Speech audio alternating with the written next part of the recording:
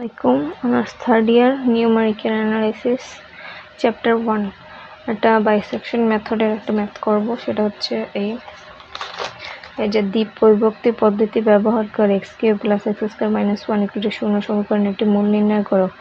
এই সমীকরণটা হচ্ছে অ্যালজেব্রিক সমীকরণ। আর যদি আমাদের অন্যরকম এই যে এখানে দেখো এটা হচ্ছে অ্যালজেব্রিক ফাংশন। আর যদি সাইন কস লন e⁻x এগুলো থাকে এটা হচ্ছে ট্রান্সেন্ডেন্টাল ইকুয়েশন। তো এই যখন আমরা অ্যালজেব্রিক ইকুয়েশন পাবো তখন আমরা ক্যালকুলেশনের মোড থাকবে ডিগ্রিতে, আর যখন ট্রান্সেন্ডেন্টাল ইকুয়েশন থাকবে তখন ক্যালকুলেটরের মোড থাকবে রেডিয়াসে। আমি দেখাই দেবো। তো এই ম্যাথটা করবো। যদি বিভক্তি পদ্ধতি ব্যবহার করে x³ + x² - 1 = 0 সমীকরণের একটি মূল নির্ণয় করো। তো প্রথমে প্রদত্ত সমীকরণ যেটা দেওয়া আছে সেটা লিখলাম। তারপর লিখবো যে ধরি f(x) এই সমীকরণটা লিখবো এবং a = 0 b = 1 এটা ক্যালকুলেটর থেকে বের করছি। হ্যাঁ, তো এটা আমি দেখাই দিতেছি।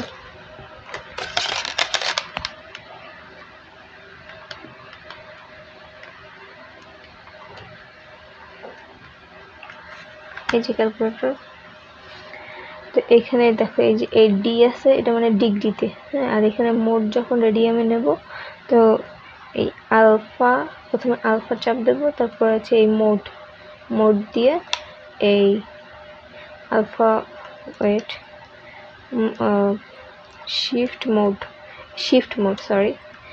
শিফট যখন আমরা রেডিয়ানে নেব মোড, এখান তো আমাদের ক্যালকুলেশন আছে এই যে এই সমীকরণটা আছে, এটা হচ্ছে ডিগ্রির মোড। এই যখন এরকম সমীকরণ থাকবে x² y² তখন নেব ডিগ্রিতে। তো এটা আমাদের ক্যালকুলেশনে প্রধানত ডিগ্রিতে দেওয়া থাকে। আর যদি যখন সাইন x cos x লন ট্যান এগুলো থাকবে তখন আমরা রেডিয়ানে নেব। তখন যখন রেডিয়ানে নেব সেটা এরকম শিফট মোড, তারপরে 4 নম্বর ক্লিক করব।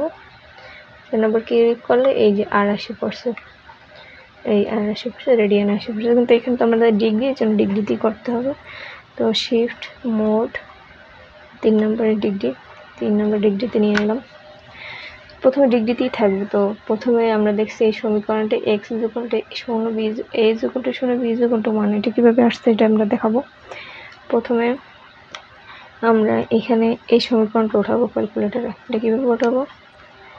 আলফা, দেখো আলফা এক্স, এই দেখো এক্সও লাল, আলফাও লাল, আর লাল রেড কালার দেওয়া আছে। যেগুলো এই শিফটের কালার আছে, যেগুলো যে হালকা হলুদ কালার, তো সেগুলো শিফট দিয়ে উপরে সাইন দিলে সাইন ইনভার্স আসবে এরকম। আর যেহেতু আমরা এক্সের সমীকরণ, তো আলফা এক্স আসবে যে এখানে এই যে উপরে এক্স আছে এটা প্রেস করবে, এক্স এসে বসে, যেহেতু x³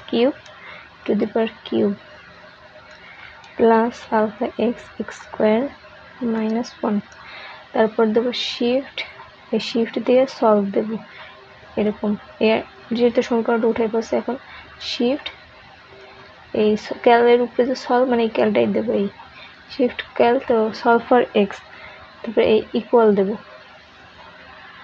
দেখো এই মানটা আছে 0.75, তো 0 এই 0 মানটা নেবে, এই = 0 আর 0-র কাছাকাছি একটা মান 0.7 যেহেতু আছে, তার মানে 1 নিয়ে নিই। 0 আর 1 নিয়েছি একটা।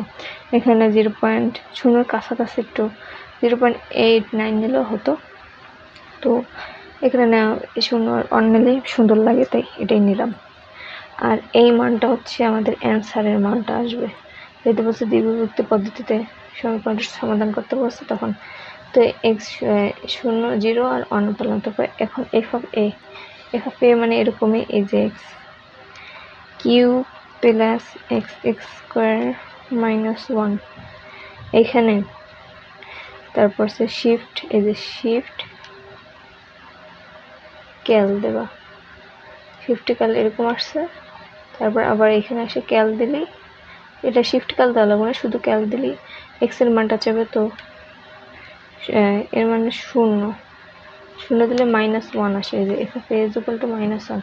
আবার এই ক্যালেই দেবা, শুধু শিফট দেবা না, মানে ক্যালে দিলেই আবার এক্সের মান চাবে, যেহেতু b এর মান 1 ধরছে। যখন 1 দেব ইকুয়াল দেবো তখন 1 আসছে। তারপর তার মানে হচ্ছে f(b) = 1।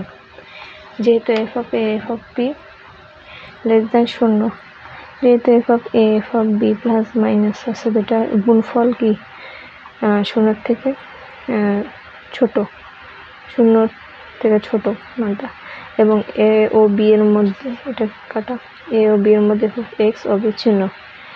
এই যে এফ অফ এক্স হচ্ছে কি অবিচ্ছিন্ন, যে কারণ হচ্ছে মাইনাস এফ অফ এর মান -1, এখানে একটা প্লাস একটা মাইনাস আসবেই এর জন্য। সুতরাং এ ও বির মধ্যে একটি বাস্তব মূল বিদ্যমান। দ্বিবর্তী পদ্ধতি ব্যবহার করে পাই প্রথম আসন্ন মান x = a+b/2 x0। তো প্রথম আসন্ন মানের ক্ষেত্রে আমরা কি করব, 0 + 1 এর মান কত, 0, b এর মান 1 ভাগ 2, তে 0.5 আসে। তো যেখানে f of x0, তো 0.5 আসে, তো এরকম এই ক্যাল দিয়ে, যেহেতু এখানে 0.5 আসছে,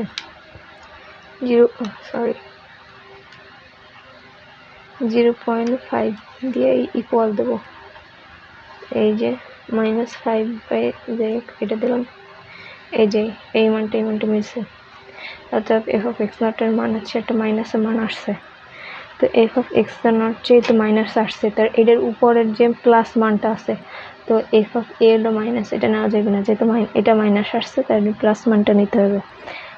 যে এফ অফ বি = 1, এটা 1 এখানে তো প্লাস মান, এই মানটা নেওয়া হয়েছে।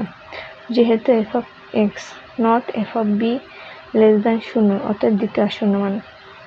প্রথম আসন্ন মানের ক্ষেত্রে আমরা ধরছি F of A F of B, যেখানে একটা প্লাস ছিল একটা মাইনাস, আর একটা প্লাস একটা মাইনাস থাকতে হবে, তাহলে এফ অফ এক্স অবিচ্ছিন্ন হবে এবং এই দ্বিবর্তী পদ্ধতি ব্যবহার করা যাবে। এটা এই থিওরিটা আমরা পড়ব একটু পর, তো এটা আগে বুঝাই। এরপর যেহেতু এটা প্লাস মাইনাস আসছে, তো এ বি এর মান যোগ করে 2 ভাগ করছে, যে মানটা আসছে সেটা ক্যালকুলেটরে এই সমীকরণে বসানো হয়েছে, হয়ে যে এই মানটা এফ অফ এক্স নট এর মানটা পাওয়া হয়েছে, এটার মানে মাইনাস আসছে।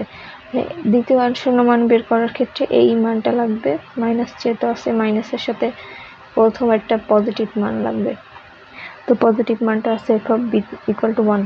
তো যেহেতু F of X naught F of B less than 0, অতএব দ্বিতীয় আসন্ন মান x1 = F of X not এর মান, এই এক্স নটের মান, শুধু এক্স নটের মান হচ্ছে 0.5, আর বি এর মান আছে 1, এই বি এর মান 1, এই দুটো যোগ করে 2 দিয়ে ভাগ করছে, x0 + b/2, 0.75 পাওয়া গেছে। তো সেখানে এটাকে আবার ক্যালকুলেটরে বসানো হয়েছে, এরকম এই ক্যাল দিয়ে 0.75 ইকুয়াল দিলাম, আর এইচডিতে দিলে এইরকম আসে, মানে এই মানটা আসছে,